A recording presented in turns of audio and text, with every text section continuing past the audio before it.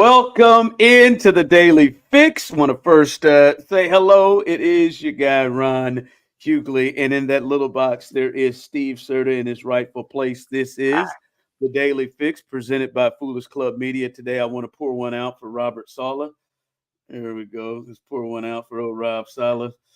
I actually did pour that one out as Robert Saleh. We lost Bob Saleh, so pour one out for you, man. Have you a drink. Getting out of that stupidness and stopping having to deal with that idiot Aaron Rodgers. Maybe one day I'll give my real thoughts on A-Rods, but that's not at this point. We appreciate you listening in to us right now. However you're taking us in, if you're taking us in on Twitter, we appreciate that. If you are on YouTube, we greatly appreciate that. And what are we closing in on a milestone here on YouTube for us at Foolish Club Media? Help us hit that milestone. All right. We're trying to hit, man. What have we been around? A month or two?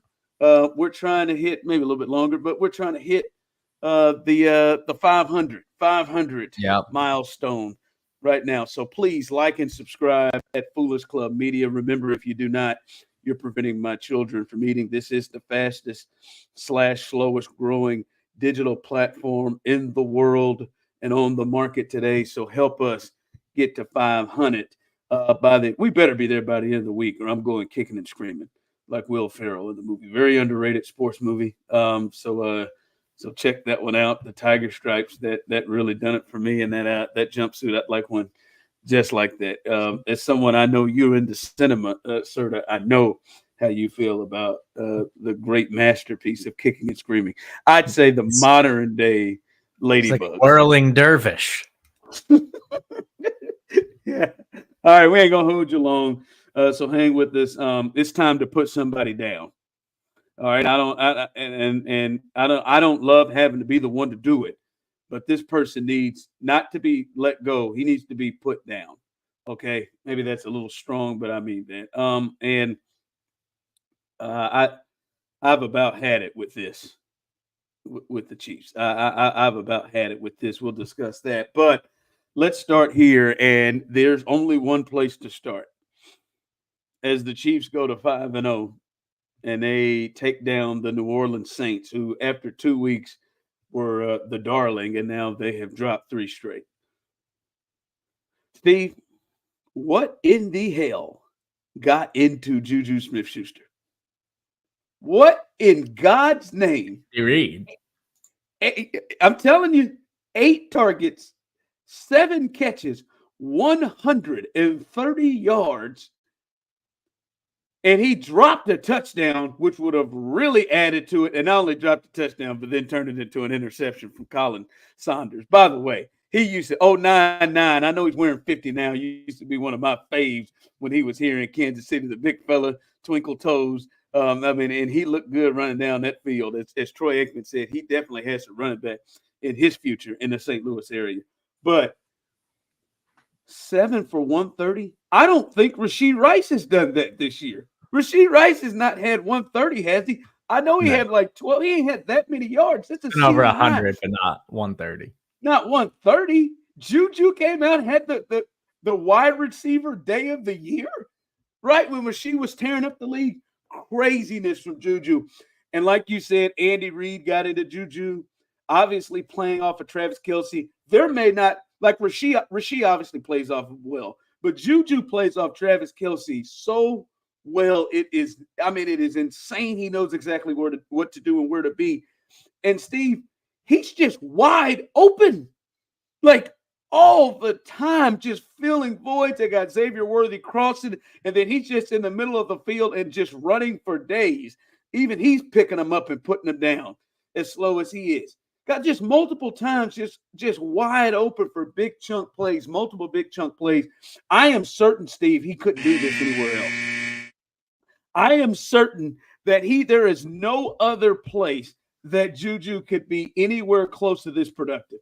He caught a touchdown against the Falcons and made some plays like his first week back. Made some plays, moving the chains last week. It then just went off. I mean, you know what it makes me think, Steve? And I'm going to take my damn glasses off for this. You know what it makes me think? Sky, you can't do this. Kadarius, you couldn't do this. You couldn't find yourself this wide open and catch the ball and do this. I mean, this is what Andy sees. I see Sky Moore over there celebrating because he does nothing and brings nothing to the team. You can't do this. How come Sky Moore's he's faster than Juju? How come he is never this open? How Right. come he is I how don't come think he never Sky's faster than Juju. Oh, shut up. No, no, now listen, Sky Moore may be a lot of things.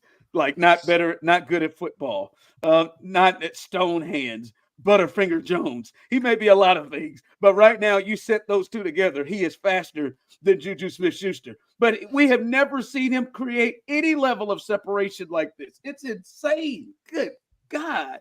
It's what the Chiefs did last night was easily the most impressive performance of the season. And they've officially entered the Patriots tier where it's just they can run it back with these guys who go other places and it doesn't work out. And it's like, oh, these guys are washed up and they're unproductive. But then you put them back into Andy Reid's offense and Andy Reid's going to manufacture things that work for them because he will maximize their potential.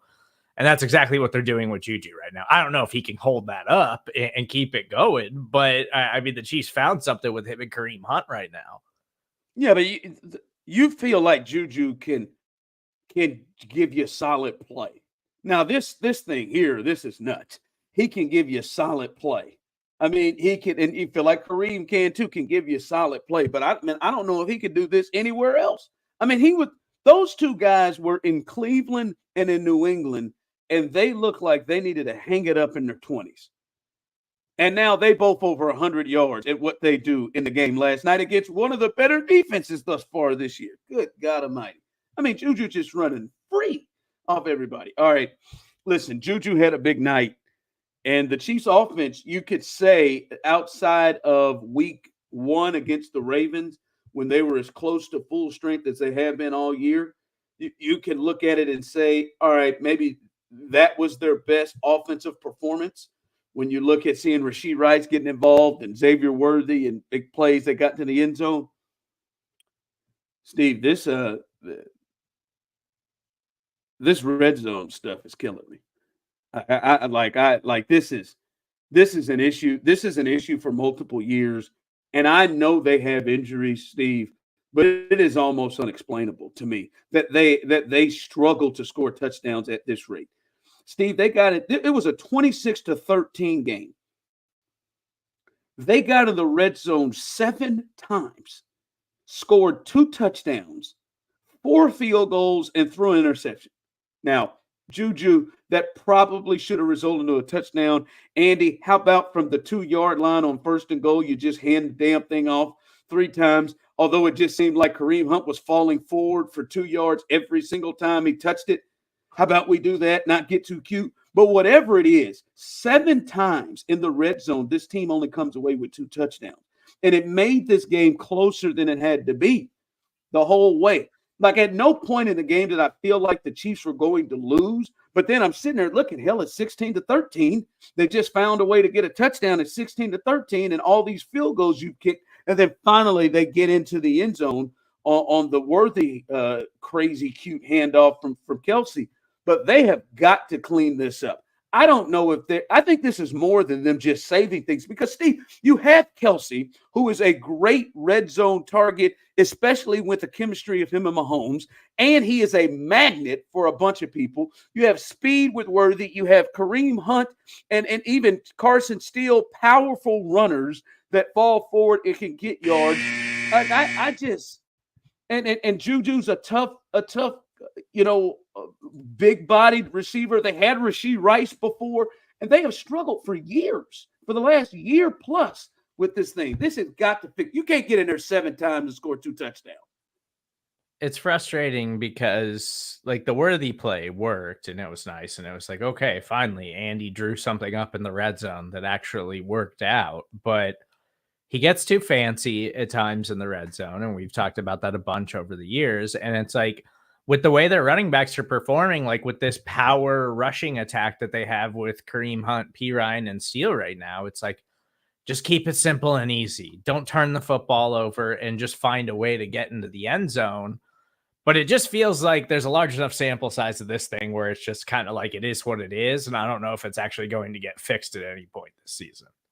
It just doesn't make sense to me that they struggle to get in. And Pat was talking about it after the game. I mean, if just one of those are a touchdown, Steve, I mean, they're up above 30, and now I'm coming in ready to talk about what we talked about yesterday about refusing to believe this is just a defensive team. They scored 26 when they could have scored 40 in this thing from where they were. So they have got to fix that. It is maddening to get in there to see them drive and do what it is that they do to move the football and get down there, and something stupid happens. A penalty, something happens, and next thing you know, it's third down and they can't get in. So it's annoying. They've got to get that take care of it fixed. All right, it's time. I take no pleasure in doing this. I really don't. But it's time we put Bob Costas down. I don't want to kill Bob. I don't want to euthanize Bob. I don't want to do any of that. Yeah, I don't want to euthanize him. I don't want to do any of that. But it's time. Like, Bob, I don't know if that's a rug that you have in this photo. It looks like it. I'm not certain. That looks like something similar to what Marv Albert was wearing, but it's not even that, man. I listened yesterday, the Royals, that was a huge one to even up the series. I saw you, Steve, up there, two TVs going, and you don't know nothing about baseball, but you were feeling that royal blue as both Kansas City teams came with W's. By the way, Bobby Witt and Vinny Pasquantino, you could join this series at any point that you would like. We will accept you. No one's telling you that there's a rule against you guys being able to play well in the series for the Royals to win. I digress. But Bob Costas, he's got to just be a studio host. It's over, man. Sometimes, the time has passed. I don't even like him and Al Michaels. They can't even get themselves excited. Now that snake needs to get out of the way and let somebody else young to come in and do it anyway. Al Michaels and Bob, you need to do it too. There's no excitement. I'm watching the Guardians Tiger series with Brian Anderson, who for my money is one of the best broadcasters in the game and should be over baseball, which he is at Turner. And hopefully the Royals can advance to the ALCS so we can have fun with him. But his calls, I mean, he's yelling a home run, that one from Kerry. He goes, Kerry Carpenter, where his voice flies out on him. I'm feeling it. I'm loving it. Sal hits a home run yesterday, and Bob tried to get as much juice as he could. And that ball is up, and it is gone. And Salvador Perez hits it out. Like, Bob, just stop, man. Just shut it down. I know the Olympics, they took that from you because it was time. I know they took a lot of baseball from you because it was time. It's time now. Bob, you're one of the greatest of all time. I love you on your little HBO specials. I love when you talk real commentary on sports and sports mixing with race and all of that stuff. I think Bob is great on it. I think his commentary on some of the Caitlin Clark and Angel Reese stuff has been fantastic. Maybe Bob writes stuff. Maybe Bob do a personal podcast. But Bob calling games has got to stop. There's got to be somebody else. Somebody else. Do you think it's because they took the Olympics away from him? Like he just doesn't have it in him to do any other sports anymore? Because Bob Costas is one of the greatest to ever do it. Did you know Bob Costas is 72 years old? I did not know he was that old. And it's over. He was old, but 72. It's over. Yeah. He looks tremendous. It's over. It's time to go. Vern Lundquist checked out. Bob sounds like he could go do some golf because that's how he's sounding. That's the excitement level Bob is doing, or a studio host. But it is over. Bob, right off into the sunset before somebody goes out there and yanks your ass out of the booth. God, Ron Darling, bless it, Ron, you're not having fun next to him. He's bringing you down. Ron wants to have a little bit more fun, but he can't. Go have some ice cream, Bob, and shut it down. Hi, Mom and Courtney. And try butter pecan, Bob. It's a great one.